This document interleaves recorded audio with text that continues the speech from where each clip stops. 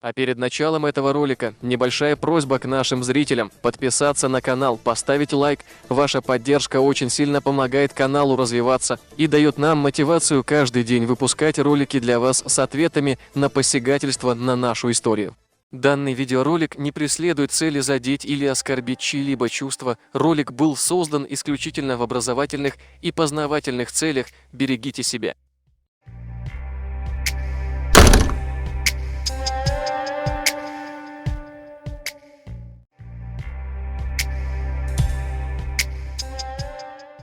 После нашего ролика, разоблачившего ложь плагиатчиков про Истинг, к нам поступил ответ. Но автор не учел один немаловажный факт: в этом нашем ролике разоблачения мы отметили кое-что, а именно. Из очерка видно, что в конце 19 века этот вид промысла у ингушей почти не был развит, их участие в процессе изготовления истангов ограничивалось продажей сырой шерсти. Мы ссылались на труд от 1882 года, собранный многими учеными на тот период, где в их числе имеются как кавказские, это ингушские, осетинские, дагестанские, русские, так и закавказские ученые. В этой книге после изучения данного вопроса, в том числе и со слов первого ингушского этнографа Чаха Ахриева, авторы сделали заключение, что на тот момент, конец 19 века, ингуши не занимались производством истангов. А значит, и вовсе никогда у ингушей не был развит полстяно-ковровый промысел. Но Леймро показал и зачитал нам документ какого-то Ощеблыкина от 1928 года, спустя почти полвека. Естественно, за это время и со временем плагиатчики из числа лайгушей украли у своих соседей это искусство и начали производить подобные ковры. Ведь нет ничего сложного в том, чтобы украсть чужое, а потом начать копировать в отправном виде. Это ничего не значит, ибо до сих пор вы нагло шьете подобные ковры, занимаетесь присвоением чужого труда, называя его своим, да и не только. В этом же ролике Леймро начал рассказывать про древнюю ингушскую шнягу, которой поклонялись лайгушинские амазонки, говоря, что и у чеченцев существовал этот позорный обычай. Конечно, все это бред, потому что все ученые того времени лайгушей причисляли к народу нахчий и к чеченскому племени. Мы можем доказать это, приводя в качестве примера десятка исторических трудов от разных авторов, начиная от 18, 19, так и начала 20 века.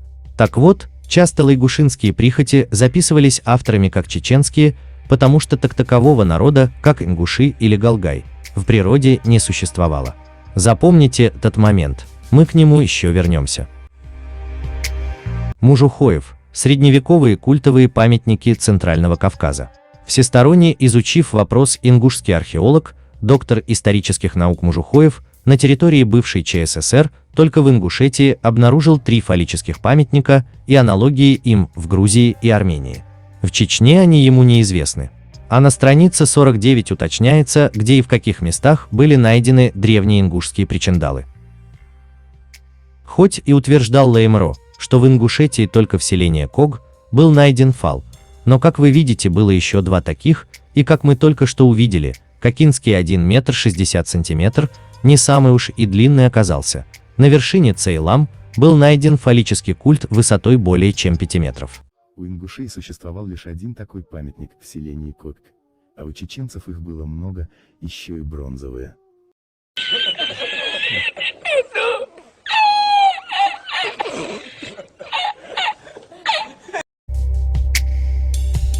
Говорить может каждый, но не каждый способен отвечать за свои слова. На фото вы видите древнюю историю галгаев, знаменитая шняга эсдатых амазонок. Возвращаясь к предыдущей теме, что в истории ингушей приписывали к чеченцам, вот один из таких доказательств. Максим Ковалевский. Закон и обычай на Кавказе. Том 1. Москва, 1890 год. На странице 18 автор рассказывает про гнусные обычаи ингушей, ливерат, и при этом относит их к чеченскому племени, и вместо ингушка пишет чеченка. Этот обычай практиковался, впрочем, лишь у одного из чеченских племен, у ингушей. На замечание Потоцкого о безнравственности подобного обычая, хозяин его, ингуш Урус, отвечал: «Отец мой проводил же ночь с моей матерью, и я не вижу, почему мне нельзя провести ее с его женой».